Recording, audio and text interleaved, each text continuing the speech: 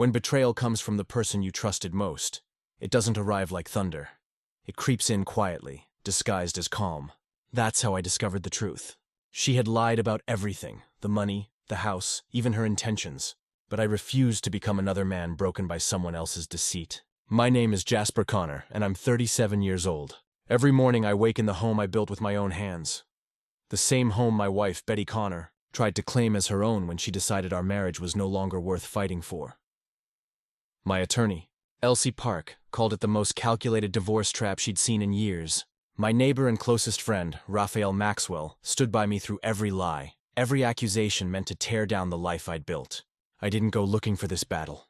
But once it came to my doorstep, I swore I wouldn't surrender what was rightfully mine. The law, like construction, rewards those who build on a foundation of truth.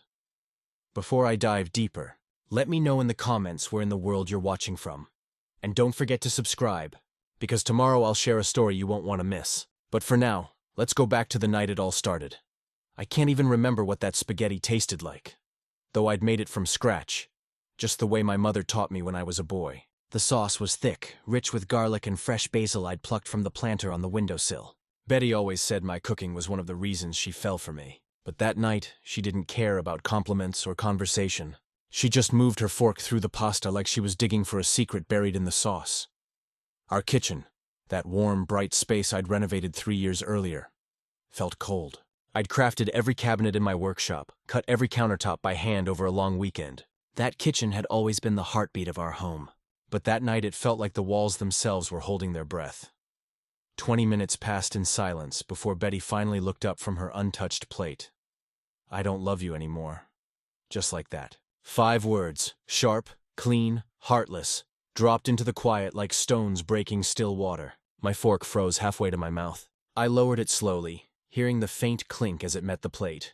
A tight pain squeezed my chest, like a steel band pulling tighter with every second. I'd felt that once before, when a support beam slipped during a build and caught me square in the ribs. Betty watched me, calm, expectant. She was waiting for me to break, to shout, to beg, to crumble. But I didn't. I breathed in, steady. Then I said the words that turned the tables. "Then let's divorce." For a second, her mask cracked. Her eyes widened. She'd practiced this scene 100 times, but not my answer. "Just like that?" she asked. I nodded. "If you don't love me, what's the point?" She faltered.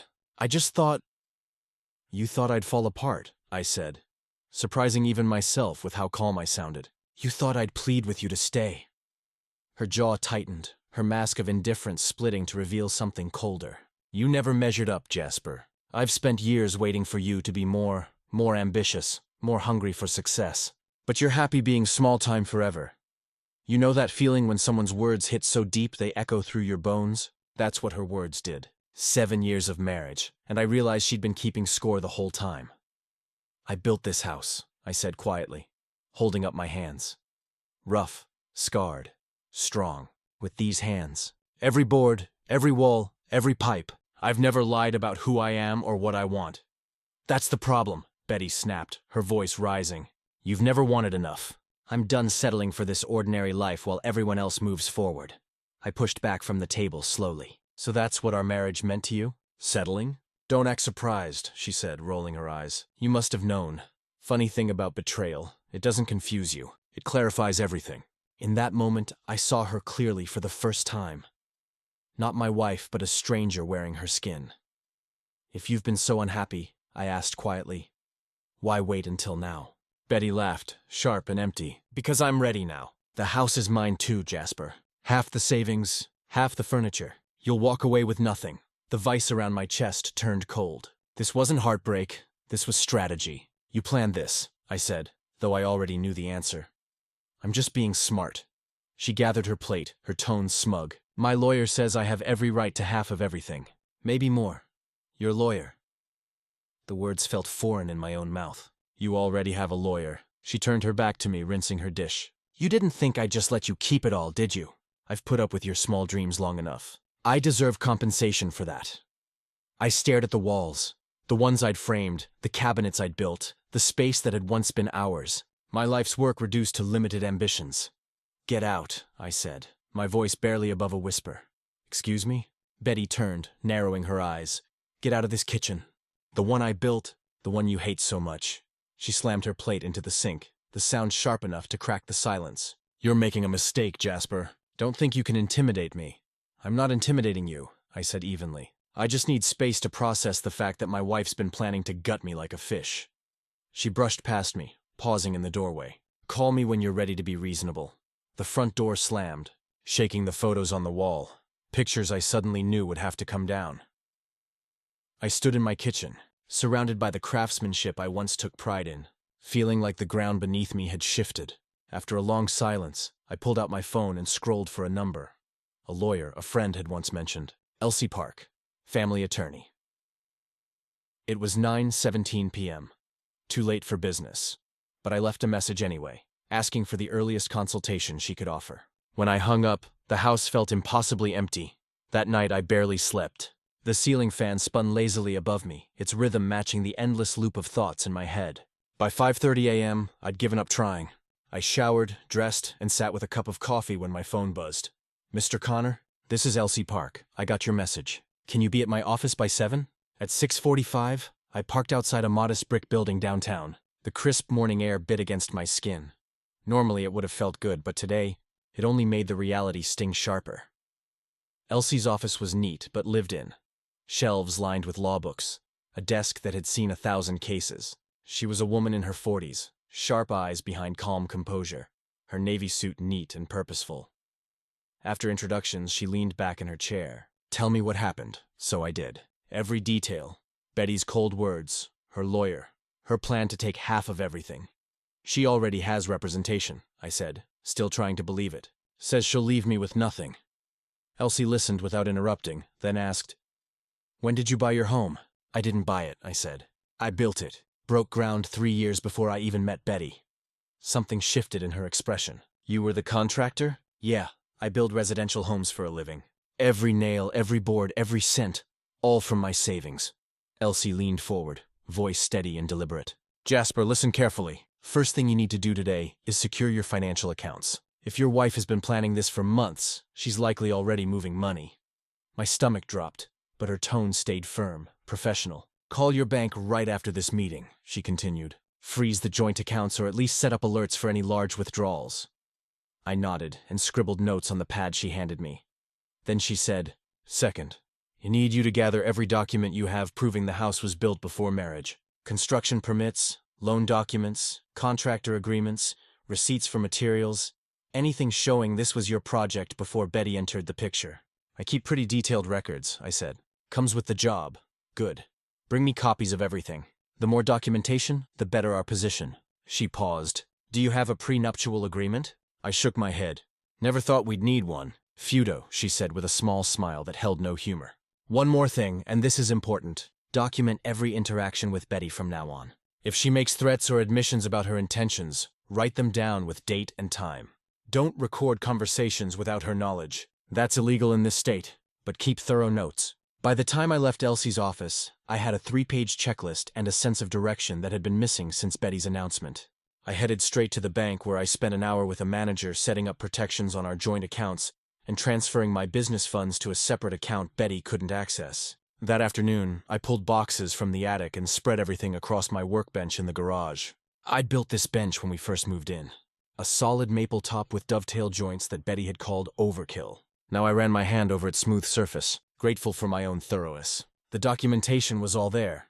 Permits dated 5 years ago, receipts for lumber and concrete, payouts to subcontractors for plumbing and electrical work. I even found my renovation logs, detailed notebooks where I'd tracked every aspect of the build, complete with dates and material costs. Everything predated Betty by years. I was organizing it all into folders when I heard her car in the driveway. Taking a deep breath, I continued sorting as the kitchen door opened and closed. Betty appeared in the garage doorway, leaning against the frame with practiced casualness. Planning a project? She asked, eyeing the papers. Just organizing, I replied, keeping my voice even. I spoke with Harold today, she said, examining her nails. Harold Kent, my attorney. I nodded, continuing to sort papers. I figured you would. He thinks we can wrap this up quickly if you're reasonable. She stepped into the garage, glancing at the folders with narrowed eyes. What's all this documentation? I said simply. I've spoken to Elsie. I'm prepared. Betty laughed. but I caught the flicker of uncertainty in her eyes. Prepared for what? To lose half of everything? She gestured around. This is marital property, Jasper. I held up one of the construction permits. This house was built and paid for before we met. I have every receipt, every permit, every tax filing to prove it. Her expression hardened. Harold says that doesn't matter. I've contributed to its upkeep for years. We'll see what the court says. I tucked the permit back into its folder. The court? Betty repeated, her voice taking on an edge. Harold thinks we can make a case that you're unstable, too attached to this place, obsessive about your work. I looked up at her then, really looked at her. The woman I'd once loved was standing there plotting my destruction like it was a business transaction. Is that really how you want to play this? I asked quietly. I'm just being practical. She turned to leave. I'll be staying with Megan for a few days. You should use the time to think about being reasonable. I watched her walk back into the house and up the stairs. Through the ceiling, I could hear her footsteps as she packed a bag. The sound of each step felt like a countdown to something I couldn't stop. Betty wasn't looking for resolution.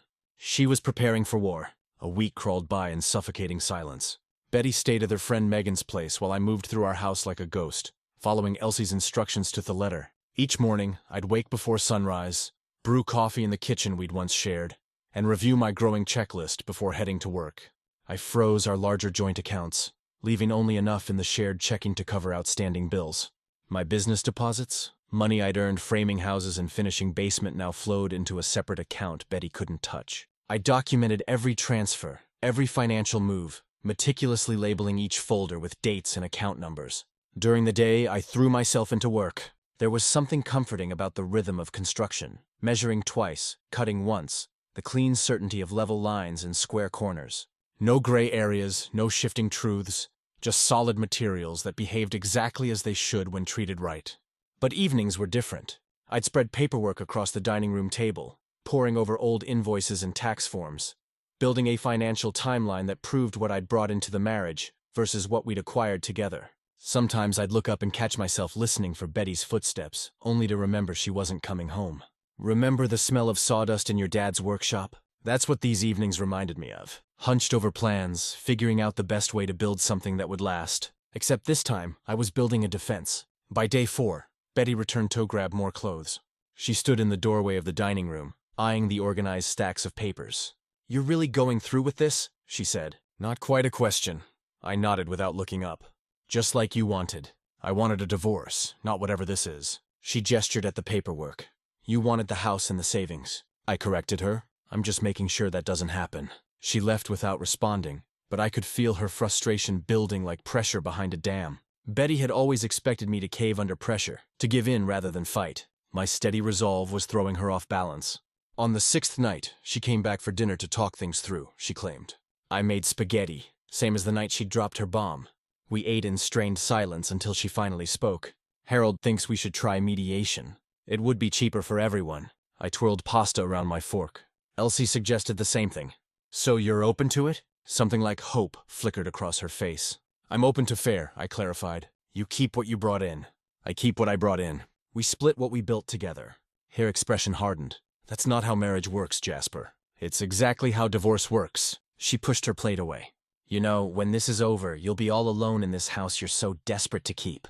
Just you and your perfect little renovation records. I met her gaze directly. Better lonely than fake. The words hung in the air between us. Something flashed in her eyes, anger, maybe hurt. Before she stood up so quickly, her chair tipped backward. Without another word, she grabbed her purse and stormed out, slamming the door hard enough to rattle the windows. The next morning, I met Elsie at her office to review our progress. She nodded approvingly as I handed over copies of all my documentation. This is excellent, Jasper, she said, flipping through the financial timeline. These renovation logs are particularly valuable. They establish clear ownership prior to marriage. Will it be enough? She looked up from the papers. It's strong evidence, but I want to prepare you. Harold Kent has a reputation for aggressive tactics. If Betty's serious about getting the house, he'll pull out all the stops. Like what? Restraining orders, claims of emotional abuse, allegations that you're financially controlling. She tapped her pen against the desk. The more we can document your stability and reasonable behavior, the better. I nodded, trying to imagine Betty making those kinds of claims. It seemed impossible, but then so had the idea of divorce just a week ago. What's our next step, I asked. We wait for them to make the first official move, then respond accordingly. She smiled reassuringly. You're in a stronger position than you think, Jasper. I was driving home when my phone chimed with an email notification. Pulling into my driveway, I checked the screen and felt my stomach tighten. The message was from Harold Kent's office. A formal notice that divorce proceedings had been initiated with a PDF attachment of the filing. I sat in my truck staring at the screen. The real battle had just begun. The community center's mediation room was beige and soulless with a rectangular table that separated us like a demilitarized zone. Betty sat across from me, her posture perfect, wearing a blue blouse I'd never seen before. The overhead fluorescence did us no favors, highlighting the circles under my eyes and the tight lines around her mouth. Elsie sat beside me, neat stacks of documents arranged before her. Harold Kent perched next to Betty like a vulture in an expensive suit. He had slicked back hair and a smile that never reached his eyes. "Let's begin by outlining Mrs. Connor's reasonable expectations," Harold said, his voice smooth as oil. "My client is entitled to 50% of the marital home, regardless of when it was purchased, as it served as the couple's primary residence throughout their marriage. Additionally, we're seeking ongoing support in the form of 30% of Mr. Connor's contracting business income for a period of 5 years. I felt my jaw tighten but kept my expression neutral. Betty wouldn't meet my eyes. "Mr. Connor's position is straightforward," Elsie replied, her tone professional but firm. "The house was purchased and fully renovated before the marriage. Mrs. Connor made no financial contributions to its acquisition or improvement. As for the business, it predates the marriage by 7 years, and Mrs. Connor has never been involved in its operation." The mediator, a gay-haired woman named Patricia, nodded. "Mrs. Connor, what specific contributions did you make to the property?" Betty straightened. "I selected the curtains in the living room. I painted the guest bedroom. I maintained the home while Jasper worked. And financial contributions," Patricia pressed. "I paid for groceries sometimes," Betty said, her voice faltering slightly. Elsie slid a folder across the table. "These are the original purchase documents for the home dated 3 years before Mr. and Mrs. Connor married. And these," she placed another stack down, "are the renovation logs with dated receipts, showing Mr. Connor personally renovated the entire structure before marriage." Patricia reviewed the documents carefully while Harold whispered something to Betty. "The law recognizes that a home can become marital property through joint use," Harold argued. "My client deserves compensation for her years invested in this relationship." "The law also recognizes premarital assets," Elsie countered, "and Mr. Connor has been more than fair in his offer." I leaned forward, finding my voice. "I built that house with these hands." I held them up briefly. Every wall, every floor. I was already living there when we met Betty. "You know that." Betty's eyes flashed. "And I made it a home with curtains?" I asked quietly. Harold jumped in. "The emotional labor of maintaining a household has value, Mr. Connor." "I agree," I said, "but it doesn't entitle her to my life's work." The mediation dragged on for 3 more hours. Patricia looked increasingly sympathetic to my position as more documents emerged. My tax returns, business registrations, home insurance policies dating back to before I'd ever met Betty. Around noon, Betty and Harold stepped out for a private conversation. When they returned, Harold's smile had thinned considerably. "My client is willing to accept a modified arrangement," he announced. "Mrs. Connor will retain her vehicle and personal savings account. Mr. Connor keeps the house in business with a one-time settlement of $10,000. I looked at Elsie, who gave a slight nod. "I can agree to those terms," I said. We spent another hour hammering out details, then signed the preliminary agreement. It wasn't final. The courts would still need to approve it, but it was a framework we could all live with. As we stood to leave, Betty paused beside me. "I hope you're happy," she said quietly. "I'm not happy," I answered honestly, "but I'm relieved we could be reasonable." She walked away without another word. That evening, I cooked a simple dinner of grilled chicken and vegetables. For the first time in weeks, my shoulders weren't knotted with tension. I ate at the kitchen counter, flipping through a carpentry magazine I'd been too distracted to read. The house felt quieter than usual, but not unbearable. I remember thinking as I washed my plate that maybe we'd turn out to be those rare couples who divorced without scorching the earth. The storm had been fierce but brief.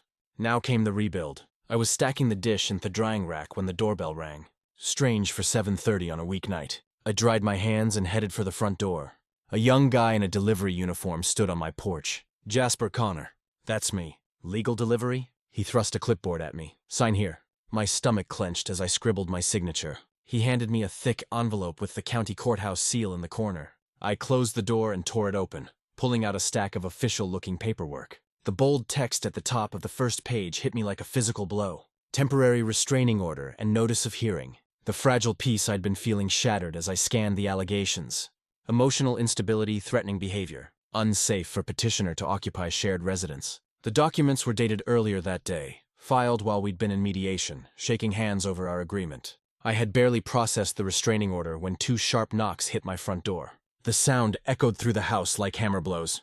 When I opened the door, 2 uniformed officers stood on my porch. The older one, a heavy-set man with salt and pepper hair, held up a document I recognized immediately. "Jasper Connor," he asked, tone official but not unkind. "That's me." My voice sounded distant, like it belonged to someone else. "Sir, we're here to enforce a temporary restraining order filed on behalf of Betty Connor.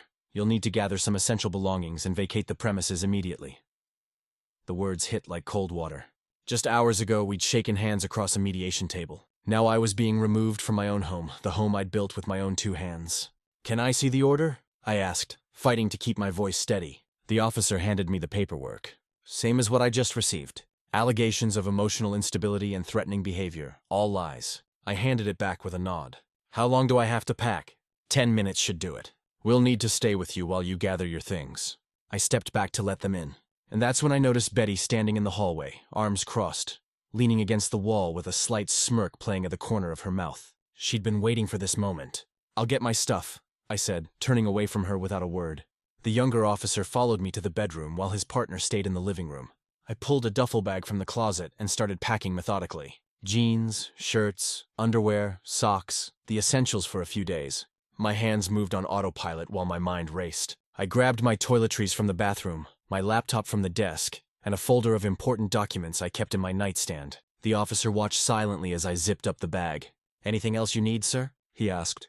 I looked around the bedroom I'd framed, drywalled, and painted myself. The wood floor I'd installed plank by plank before Betty had ever stepped foot in this house. "No," I said. "This is enough for now." As we walked back down the hallway, Betty remained in the same spot watching. Our eyes met briefly. There was no sadness there, no conflict, just cold calculation. "You didn't have to do this," I said quietly. "You left me no choice," she replied, loud enough for the officers to hear, playing her role perfectly. I turned away and followed the officers to the front door. My truck keys were hanging on the hook by the entrance. At least I could take my vehicle. Small mercies. "You have the court date for the hearing, sir?" the older officer asked. I nodded, patting the folder in my duffel. "Got it right here. Good luck," he said almost too quietly for his partner to hear. The door closed behind me, and just like that, I was locked out of my own home. I stood on the porch for a moment, staring at the familiar wood grain of the door I'd hung myself. Then I walked to my truck, tossed the duffel in the passenger seat, and pulled out my phone. Raphael Maxwell answered on the second ring. "Maxwell here." "Raphael, it's Jasper Connor. I've got a situation." I explained what had happened. Raphael listened without interrupting, and when I finished, he didn't waste time with sympathy. "You need a place to crash. Just for tonight. I'll figure something out tomorrow." "Get over here," he said. Doors unlocked. Raphael lived 3 blocks away in a modest rancher. When I pulled into his driveway, the porch light was on and the front door stood slightly ajar. I grabbed my duffel and headed inside. He was waiting in the living room wearing an old NYPD sweatshirt and flannel pajama pants. No questions, no platitudes, just a nod toward the couch where he'd already laid out a pillow and blanket. "Bathroom's down the hall," he said. "You know where the kitchen is if you need water." "Thanks, Raphael. I mean it. Don't thank me yet. Get some sleep. Tomorrow's going to be a long day." It treated to follow his advice, but sleep wouldn't come. I lay on his couch staring at the ceiling, my mind replaying the events of the day, the mediation, the handshake, their straining order, Betty's smirk as I packed my things. The calculated betrayal of it all burned in my chest. When morning finally came, I'd maybe dozed for an hour. Raphael was already up brewing coffee in the kitchen. He handed me a steaming mug without a word. We sat at his kitchen table, the morning light streaming through the windows. The silence was comfortable until Raphael broke it. "I've seen this play before," he said, eyes fixed on his coffee. "Seen it from both sides of the badge." I waited for him to continue. "She's playing dirty, going for the throat." He looked up at me. "Fight clean, but don't let her bury you." I nodded, feeling the truth of his words settle in my chest. "I won't." After finishing my coffee, I stepped outside to call Elsie. She answered immediately, her voice sharp with anger when I explained what had happened. "They filed while we were in mediation," she said. "Absolutely unconscionable. I'm scheduling an emergency hearing to challenge this order. Can you meet me at my office in an hour? I'll be there." I ended the call and went back inside to shower and change. As I gathered my things, I made sure the folder with all my documentation was secure in my duffel. Those papers were my armor now, proof that Betty's claims were lies. I gripped the folder tightly, feeling the weight of the evidence inside. Today was just the beginning of the real fight. 3 days later, I sat beside Elsie in the county courthouse, my hands folded tightly in my lap. The courtroom smelled like furniture polish and desperation. I'd been in courtrooms before, testifying about construction defects, dealing with permit issues, but never like this. Never fighting for my home.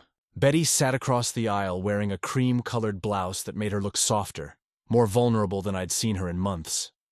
Harold Kent leaned close to her, whispering something that made her nod. She looked polished, rehearsed, and completely confident. I leaned toward Elsie. She looks like she's already won.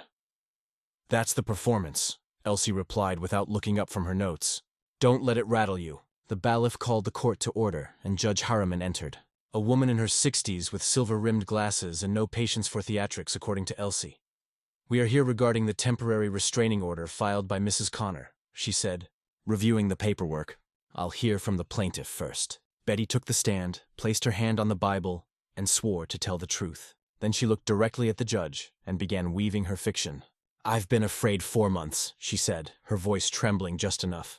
Jasper has always had a temper, but lately it's gotten worse. Last Tuesday, he cornered me in the kitchen and threatened me. Said if it tried to take anything from him in the divorce, I'd regret it. My jaw tightened. Tuesday, the day we'd been in mediation together, shaking hands on an agreement. Did you call the police? Judge Harriman asked. No, Your Honor, I was too scared. I just wanted to get somewhere safe. Betty dabbed at the corner of her eye with a tissue. When we met with our lawyers the next day, I felt safer. But that night he was pacing through the house, muttering to himself. I barricaded my bedroom door. I felt my face flush with anger. Beside him, Elsie remained motionless, but I could sense her coiling like a spring. Harold Kent guided Betty through more allegations. Moments when I'd supposedly lost my temper. Times I'd slammed doors or raised my voice. Each lie built on the one before it, creating a portrait of a man I didn't recognize. When Kent finished, Elsie stood. Your Honor, we're prepared to demonstrate that Mrs. Connor's allegations are demonstrably false. The judge nodded. Proceed, Counselor. Elsie approached Betty with measured steps. Mrs. Connor, you stated that last Tuesday your husband threatened you in the kitchen. What time was this? Around 6 in the evening, Betty answered confidently. And you're certain of this time? Absolutely. I remember looking at the clock. Elsie nodded, then turned to me. I handed her the folder we'd prepared. She extracted a receipt and presented it to the court. Your Honor, this is a time-stamped receipt from Hartford Hardware showing Mr. Connor purchased renovation supplies at 5:47 p.m. last Tuesday, followed by another receipt from the same store at 6:32 p.m. The store is 15 mi from their residence. Betty's expression flickered. Harold Kent straightened in his chair. Furthermore, Elsie continued, we have security camera footage from the hardware store showing Mr. Connor at the checkout at those exact times, making it physically impossible for him to have been at home threatening Mrs. Connor at around 6 p.m., as she claims. Judge Harriman reviewed the evidence, then looked at Betty over her glasses. Mrs. Connor, would you like to revise your statement? Betty shifted uncomfortably. I might have been mistaken about the exact time.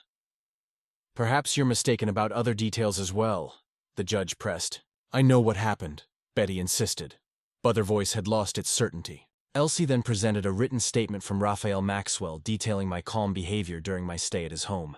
Mr. Maxwell is a retired police officer of 27 years, Elsie explained. He notes that Mr. Connor has shown no signs of volatility or threatening behavior, despite the obvious stress of being removed from his home. Objection, Kent interjected. One person's observation doesn't negate my client's fear, but it does speak to character, Judge Harriman countered. And combined with the receipt evidence, it raises serious questions about the reliability of these allegations. The judge turned her attention fully to Betty. Mrs. Connor, you've made very serious claims here. Claims that have removed your husband from his home and put a mark on his record. Yet, the timeline you've provided has already been disproven. Do you stand by your other allegations? Betty glanced at Kent, who gave her a barely perceptible nod. Yes, Your Honor, I do. Then explain the discrepancy in your testimony about Tuesday evening. I might have gotten the days mixed up. The judge's expression hardened. So it wasn't Tuesday at all. It happened, Betty insisted, but her voice wavered. Maybe it was Monday. Kent tried to intervene. Your Honor, the exact day doesn't change the pattern of counselor. Judge Harriman cut him off. I suggest you advise your client carefully before she continues. I watched Kent's confident demeanor crack. He whispered urgently to Betty, who looked increasingly cornered. After a brief recess, Judge Harriman returned with her decision. Based on the evidence presented, I am dissolving the temporary restraining order, effective immediately. Mr. Connor may return to his residence today. She fixed Betty with a stern look. Mrs. Connor, I strongly caution you against making unsubstantiated claims in the future. This court takes domestic violence seriously, which means we also take false allegations seriously. Relief washed over me like a wave. Beside me, Elsie gathered her papers with the calm efficiency of someone who'd never doubted the outcome. As we left the courtroom, Betty and Kent huddled in urgent conversation. Betty shot me a look of pure venom before turning away. That's one battle, Elsie said quietly as we walked toward the exit. But the war isn't over. I nodded, watching Betty and Kent disappear down the hallway. She's not finished, I said. Neither am I. The adrenaline from our courtroom victory was still buzzing through me as Elsie and I settled into her office. She placed her briefcase on the desk, removed her glasses, and gave me a rare smile. You did well in there, Jasper. Staying calm when Betty was lying through her teeth. That wasn't easy. Felt like pouring concrete in a rainstorm, I admitted. Keeping everything level when you just want to scream.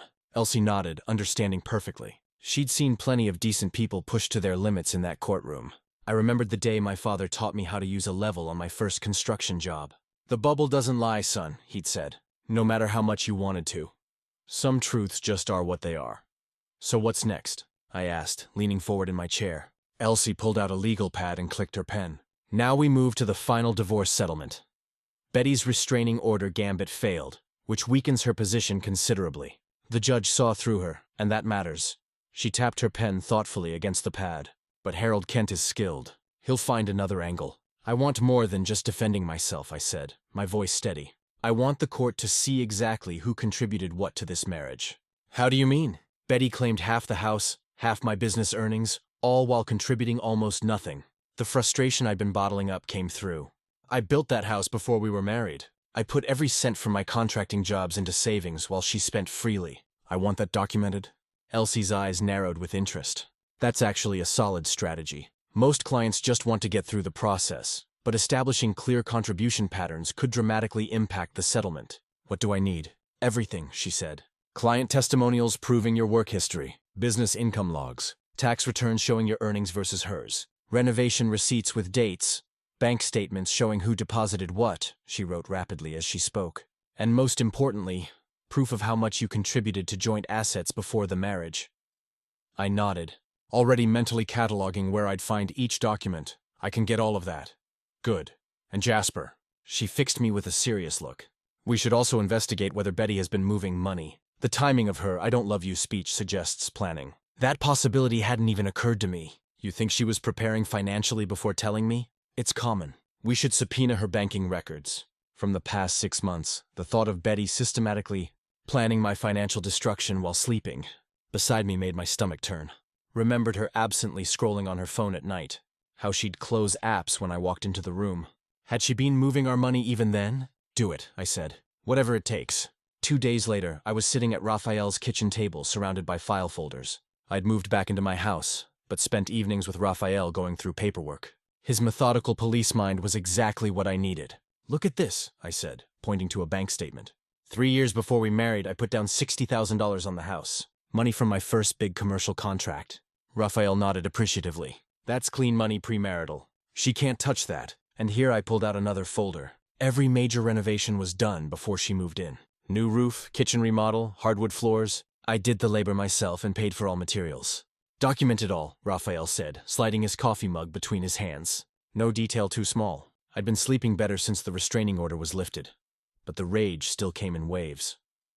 Raphael seemed to sense when it hit me. You're handling this right, he said, his voice gruff with approval. Fighting with facts, not fists. I looked up from the paperwork. Sometimes I just want to... I know. He cut me off, but that's what she wants. Don't give her the satisfaction.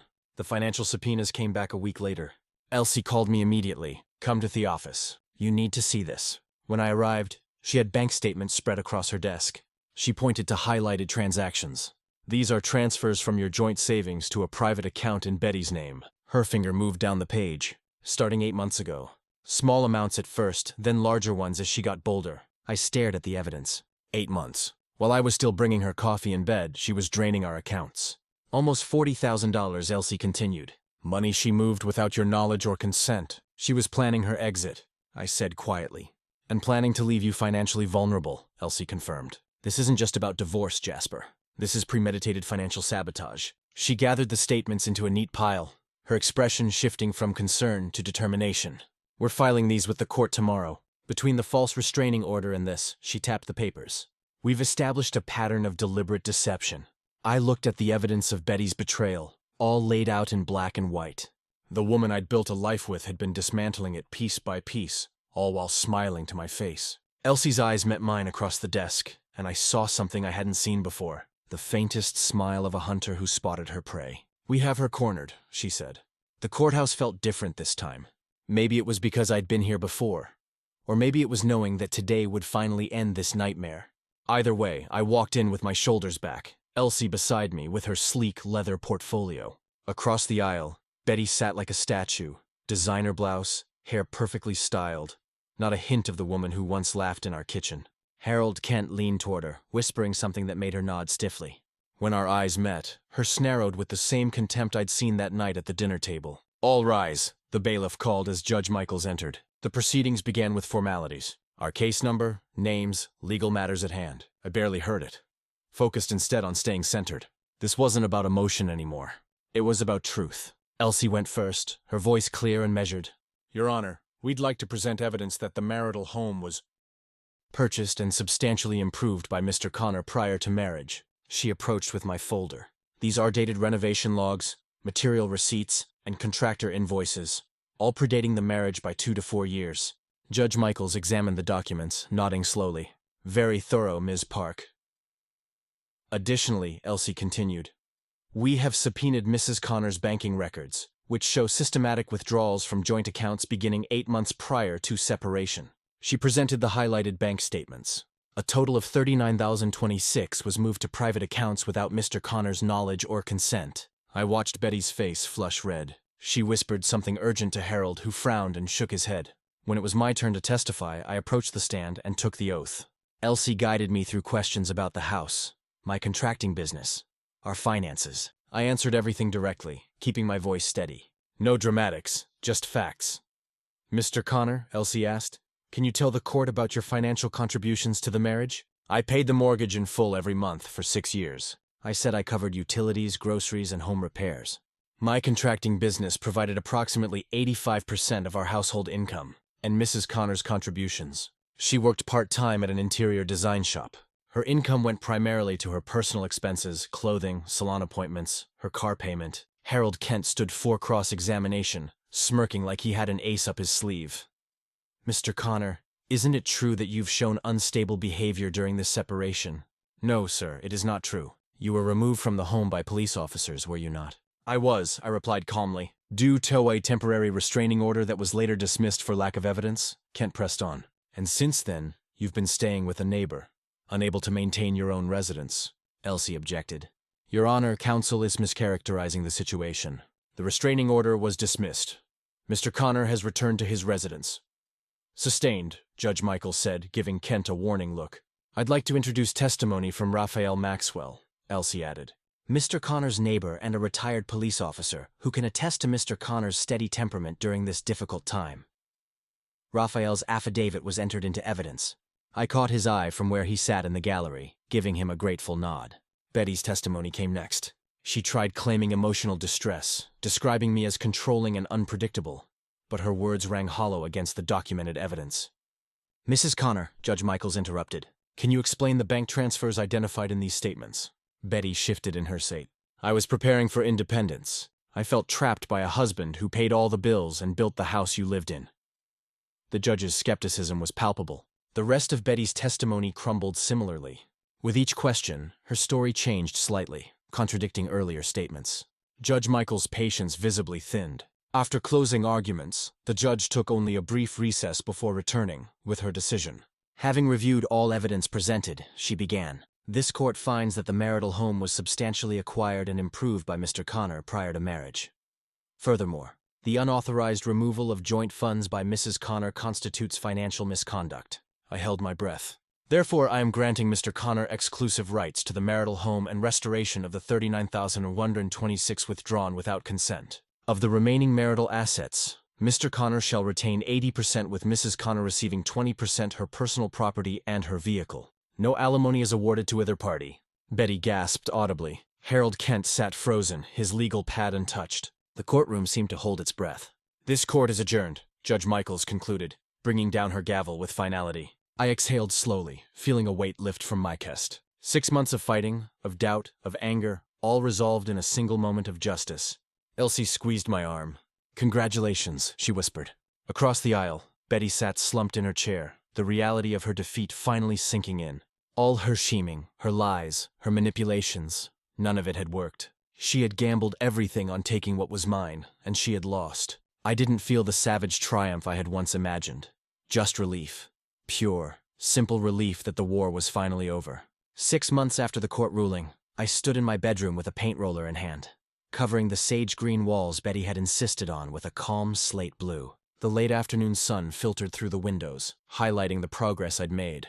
3 walls done, 1 to go. I stepped back to examine my work, inhaling the sharp scent of fresh paint. There's something therapeutic about watching a room transform, erasing the old and bringing in something new, something entirely mine.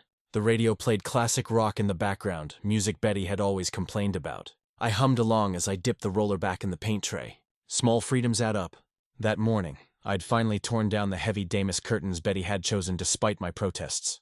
They'd been collecting dust for half a year, while I focused on rebuilding my life. Now, they sat in a donation box by the front door, and in their place hung simple wooden blinds that let in exactly the right amount of light. Remember how it feels when you first clean a window that's been dirty for months? That sudden clarity, that brightness you'd forgotten was possible. That's what my whole house felt like now. What do you think, Onyx? I asked, glancing down at the shepherd mix sprawled across my bedroom floor. He thumped his tail in response, seemingly unbothered by the paint fumes. Onyx was a recent addition, a 3-year-old rescue with sad eyes and unlimited patience. We'd found each other at the county shelter 2 months back. He needed a home. I needed company that didn't talk back or plot against me. Perfect match. The shelter volunteer had warned me he was nervous around men, probably from his previous home. But Onyx and I understood each other from the start. Some creatures recognize when they're finally safe. I finished the last wall as the sun began to set, then stepped back to admire the complete room. The blue looked even better than I'd imagined, calming but not cold. I'd sleep well here tonight. Dinner time, I told Onyx, who immediately perked up at the word. He followed me downstairs to the kitchen, nails clicking against the hardwood floors. My evenings had fallen into a comfortable routine. Simple dinners, maybe a book or some woodworking in the garage. Sometimes Raphael came over to watch a game, bringing beer in his no-nonsense conversation. It wasn't exciting, but it was honest. And after a marriage that ended in lies, honesty felt like luxury. Raphael had mentioned running into Betty at the grocery store last week. She'd moved into a rental apartment across town, one of those beige complexes with paper-thin walls and minimal charm. The kind of place she'd always looked down on. He said she'd looked tired, her designer clothes replaced with something more practical. I didn't feel the vindictive pleasure I might have expected, just a distant sadness for what could have been if she'd chosen partnership over manipulation. While Onyx ate his dinner, I checked my email and found a message from Elsie. The last of Betty's paperwork had been processed. The divorce was officially complete in every administrative sense. I closed my laptop and exhaled. Later that night, Onyx and I sat on the back porch. The evening air carried the scent of my neighbors grilling and freshly cut grass. Onyx dozed at my feet while I nursed a cold beer, watching fireflies appear in the gathering dusk. You know, if you've ever been betrayed, you understand that the healing isn't in revenge. It's in rebuilding. It's in the quiet moments when you realize you're breathing easily again. I didn't scream when Betty tried to take everything. I didn't beg when she lied in court. I built my case like I build houses, solid level, impossible to shake. I protected what was mine through preparation and patience. Looking back now, I realize Betty never understood me. She saw my calm as weakness, my steadiness as lack of ambition. She never grasped that the same qualities that made me a good contractor made me a formidable opponent. I measure twice and cut once. I check my foundations. I don't rush structural work. The sun disappeared below the horizon, leaving streaks of orange and purple across the sky. Onyx stirred at my feet, looking up at me with trusting eyes. I reached down to scratch behind his ears. Betty lost the fight she picked. I kept my peace, my home, and my dignity. That in the end is justice. I believe stories such as this find us for a reason. If this one touches you, please subscribe. I share a new one every day. In the meantime, there are 2 stories on the screen that are even